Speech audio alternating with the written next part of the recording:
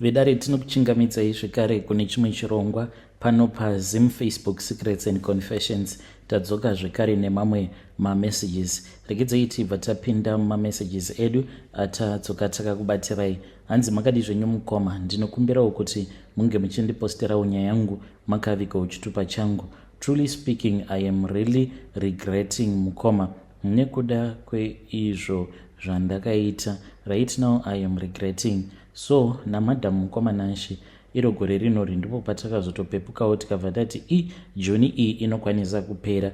Zviri nani kuti tinge tichivaka hedu kumusha. So pose apa makore ose awa atainge tagara zvedu muno mumujoni mukoma nashi taingorarama upenyu huya hwekuti munoti kana mukashanda kubva muna January kusvikawo kana kunana April kana mukakoniwa kuenda kumusha mozoendawo kumusha zvimwe kuda munana June, then pamunodzoka munenge musina mari mobva matanga futi kushanda kusvika zvimwe kuda munana September kana kunana August, then mobva mazodzokera kumusha, then mobva machizodzoka maje muchidzokera muna December, zvekuti taingorarama upenyu huya hwekuti unenge uchingounganidza mari uchingotengana nemazibhaketi nemazifurniture uchingotumidzira kumusha. Saka tainge tisina kana kumbogara takaitawo madevelopments. Saka vanhu vekumareas ekwedu vakazoti zvino votanga kuvaka, ndipo apo patakazotopepukawo tikabva taona kuti taifanirawo kuti nesuwo tinge tichizotanga kuvaka.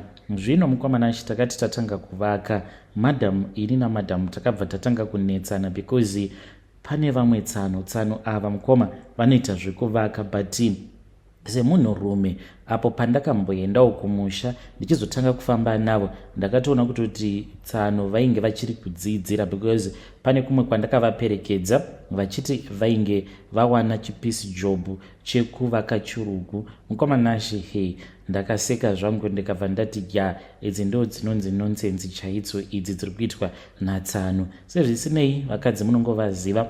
mukoma nashi takanetsana namadhamu pandakavaudza kuti ndainge ndisingadi kuti tsano vange vachizovaka imba iyi, because ndaiva nemaplans angu andaiziva kuti aikwanisa kuzovaremera tsano semunhuwo wekuti ainge achiri kudzidzira.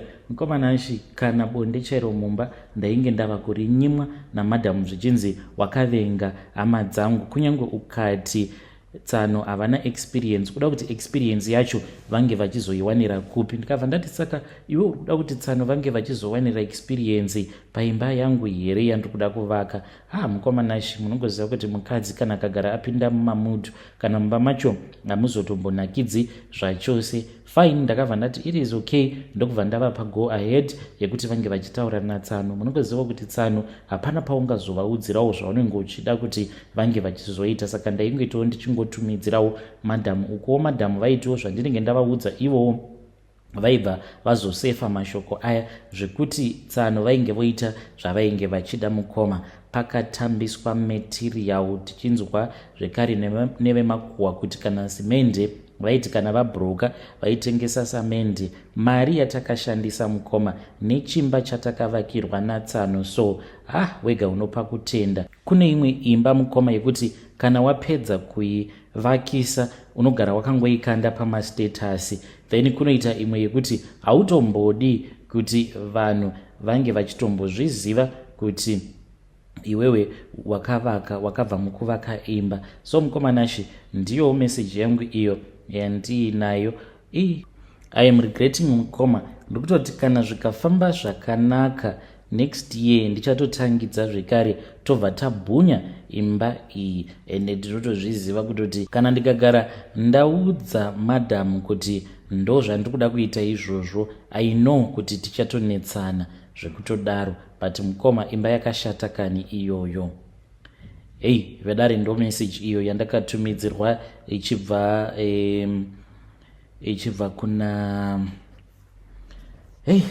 kune mukwasha uyu.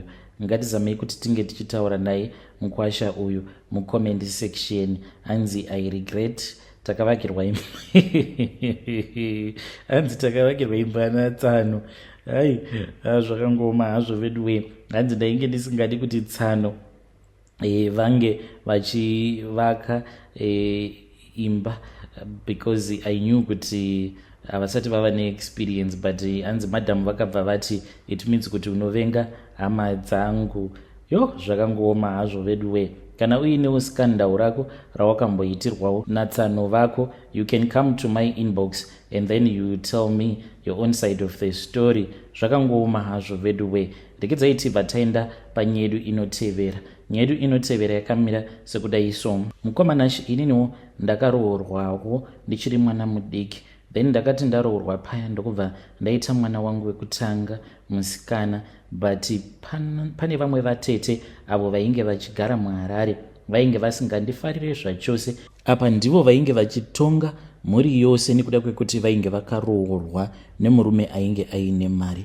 Zvadaro vatete ava pavakazoya kumusha, mushure mekunge vanzwa kuti ndainge ndatizira hanzvadzi yavo, mukoma vakauya vakangonditarisa vakabva vati uyu kwete haangambofi akaita muroora wangu. Vainge vakandivenga vatete ava, asi sezvisinei murume wangu akangoramba zvake akamira neni. Mukoma Nashi mushure mekunge vatete ava varamba kuti vainge vasingakwanisi kundigamuchira kuti ndinge ndichizova muroora wavo, ndakabva ndazotanga kushungurudzwa navamwene vangu, nekuti kana mari vainge vava kusatumirwa ivo vamwene vangu navatete. So vava kudawo kufadza vatete ava, ndipo apo pavakabva vachizotanga manje kundishungurudza, izvo zvainge zvichifadza vatete. Asi vatete mukoma vakabva vachizotongwa naMwari. Vainge vaine vana vavo vatatu vainge vari pasame boarding school. Saka vana ava mukoma Nashi vakazoenda kune imwe trip kulake, then chikepe chavainge vari machiri, chikepe chiya chakabva chazonyura kukafa umwe ticha navo vana ava vari vatatu, uye zvekare nemamwe mastudents maviri, but vamwe vose ndokubva vazosurviva paya. So vatete mukoma vakazozama kuti vange vachiita mwana zvekare, but zvakabva zvatoramba. Then iye mukwasha ndopaakabva achizotanga kuhura. Ainge otohura mukoma zvainge zvichitozivikanwa, kana nani zvake aiti kana akadanwa kudare aitotaura kuti ndiri kutsvaka mwana, muda kuti ndinge ndichiita sei. Saka vatete vakachizouya kwandiri manje, sezvo ndainge ndiri munhu wekuti ndainge ndichizivana nevanhu vakati wandei, uye zvekare amai vangu vaiitawo zvekusvitsa midzimo, saka vaizivana nen'anga dzakawanda. Saka vatete izvozvo vaizviziva, vakabva vachizouya kwandiri mukoma, ndokubva vazoti vainge vachida kuti ndinge ndichivabatsira. Takazoenda kuna amai vangu ipapo pavainge vachiri vapenyu. Amai vakabva vachizovabatsira vatete ava, vakabva vazopiwa umwe mushonga. Mushonga uyu wainge uri wekusunga mukuwasha, kuitira kuti kunyange akabuda akaenda kupi achida unosangana nemukadzi pabonde, then inobva yaramba kushanda. Saka takabva tachizotanga kuwirirana kubva ipapo.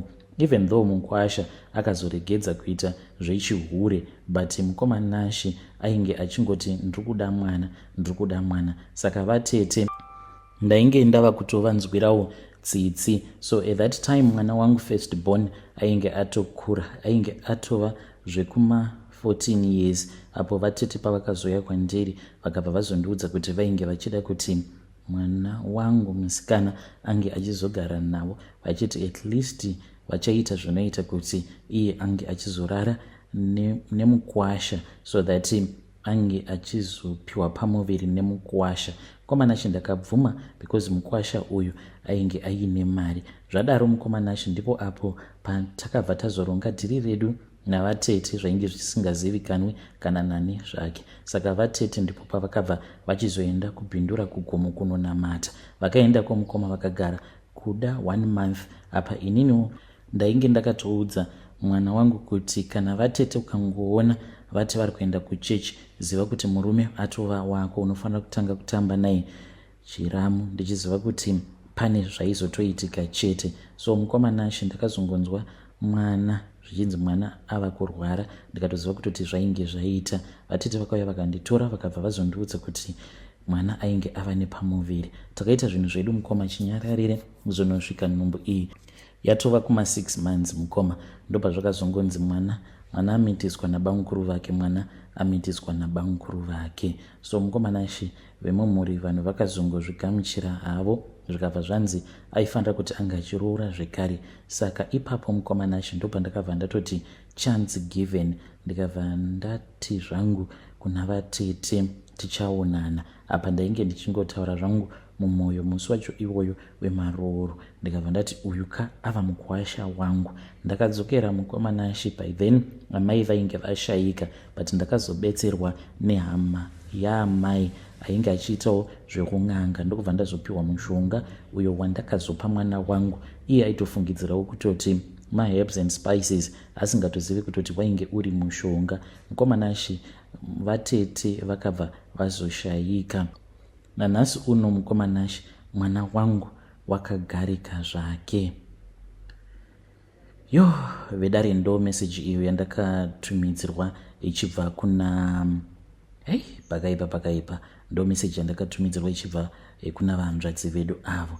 Ngatizamei kuti tinge tichitaura navo vahanzvadzi vedu ava mucomment section. Asi zvakangooma hazvo vedu vatete ava vakatoshayika kava, vakatofa kudhara. Saka ivo vari kuti wanzi kana kuri kunziwo hanzvadzi yako kana yasarudzawo kuroora, do not force him to marry the girl that you want, because it seemed as if there was another girl ainge achigarawo muHarare uyo vatete vainge vachida kuti ange achizoroorwa nebrother yavo. Ndokusaka vakabva vachizotanga kuvenga vahanzvadzi vedu ava. But what you did vahanzvadzi, it is not justified. Anyway, ngatizamei kuti tinge tichitaura navo mucomment section.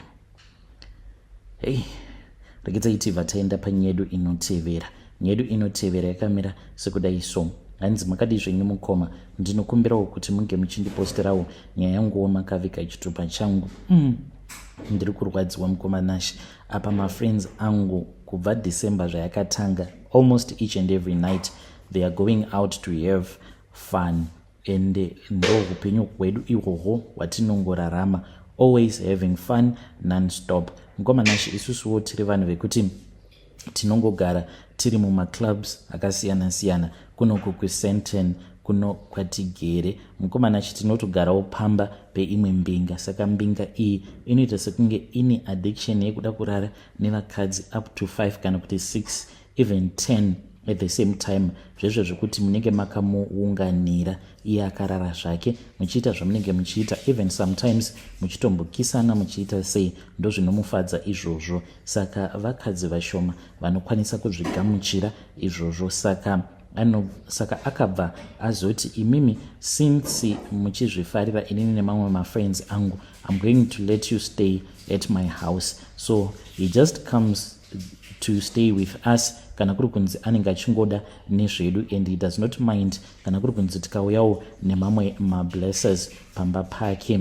Zvino mukomanashi ndiri kurwadziwa because kutaura kudai ndakarohwa neimwe sick iyo iri kuita kuti ndinge ndichizvimba sikarudzi yangu. Ndambozama mukomanashi mishonga yakasiyana-siyana, ndakaenda kuchipatara ndikabetserwa, ndikadzokera vakabva vanditi kuti varambe vachingondipa maantibiotics hazviite. Vakanditi zvimwe kuda ichazopora yega. Mukomanashi ndinongogara ndichingorwadziwa at all the times. Ndakambozamawo kuti ndinge ndichiendawo kumafaro, but mukoma ndaitadza kana kugara mukomanashi nekuda kwekuti ndainge ndichingonzwa kuswinyiwa mukoma. Kana mukapostawo nyaya yangu ndizivise ndichange ndichizotevererawo ndiri mucomment section. Vedare ndo message iyo yandakatumidzirwa ichibva kuna vahanzvadzi vedu avo. Hanzi inini ndiri hanzi ndodanana nemablessers. Saka each and every weekend tinotoendawo kune mamwe maclubs kuno kwatigere kuSenten. Saka pari zvino zvanzi hakusi kushandika, hanzi ndakabroka, handina kana mari. Pakaipa. Ngatizamei kuti tinge tichitaura naye mwanasikana uyu mucomment section. Ndakedzai tibva taenda panyedu inotevera. Nyedu inotevera yakamira sekudai so. Hanzi makadi zvenyu mukoma, ndinokumbirawo kuti munge muchindiposterawo nyaya yangu makavikawo chitupa changu. Ndakagadzirawo mwana wemuvakidzani wangu, saka akazoshayika zvake mwana uyu wemuvakidzani wangu. Dambudziko riripo nderekuti mukomanashi sezvo iye akafa muna December, chipoko chake ndinogara ndichichiona. Akafa wainge uri musi wa 27 December apo paakafa mukoma, chipoko chake ndikungogara ndichichiona. Ndakambozamawo kuti ndinge ndichifamba kutotsipika chaiko, ndichizama kutsipika mweya wake, but zviri kuramba. Saka iye akabayiwa nebanga. Paakabayiwa nebanga, mukoma wainge uri musi wa26, then ndokubva azoendeswa kuchipatara uko kwaakazonoshayikirako kuchipatara ikoko. Saka pose apo mukoma Nashe paanouya kwandiri anenge achindiudza kuti iwewe ndiwe wakakonzeresa kuti ndinge ndichizofa. Ndainge ndiri munhu ainge achizvinamatira ndichizviendera kuchechi, but ndokubva kwazondigadzira. Mukoma ndakamugadzira because ndakati kwaari ndikweretesewo mari. Saka ndakati ndatora mari iya akabva achizotanga kufamba achindinyeya. Akandikweretesa $15 mushure mekunge andikweretesa mari iyoyo, ndokubva atanga kundinyeya. Ndikabva ndati hapatomborina kana chakaipa. Ndakabva ndachizotora $20 ndikabva ndazoenda kune imwe n'anga uko kwandakanzi ndinge ndichienda kunosiya mari iyi kumakuva. Ndakanoisiya mari iyi mukoma kubva muna October, yainge iri kumakuva. After that ndikabva ndachizonzi ndinge ndichienda nayo mugomo ndikanoisiya mubako. Ndakazoitora mari iyi ndokubva ndazomupa mari iyi. Pandakamupa mukoma Nashe, it was towards December holidays, ndokubva achitotanga kutonwa doro. Mukoma Nashe akabva azova chidhakwa chokupedzisira kana kubasa, ainge ava kusada kana kumboenda. Zvadaro mukoma Nashe ndipo apo paakazotanga kuita noise. Ainge ava kufamba nevamwe vakomana vaita zvechikorokoza mukoma, then vakati vachigwa nevamwe mubhawa. Iye manje ndipo apo paakabva achizobayiwa nebanga achizonofa mukoma. Vedare ndo message iyo yandakatumidzirwa ichibva kuna ndo message yandakatumidzirwa ichibva kuna vanzvadzi vedu avo. Zvakangoma hazvo vedu we, please ngatizamei kuti tinge tichitaura navo mucomment section vanzvadzi vedu ava. Mahwani, nyaya idzi dzekukweretesa vanhu mari idzi dzinenge dzinoti netsei. Hanzi nekuda kwekuti paakandikweretesa mari ndokubva azofamba achindinyeya, ndokusaka ndakazongomupa iri $20 yainge yakagadzirwa. Zvakangoma hazvo vedu we.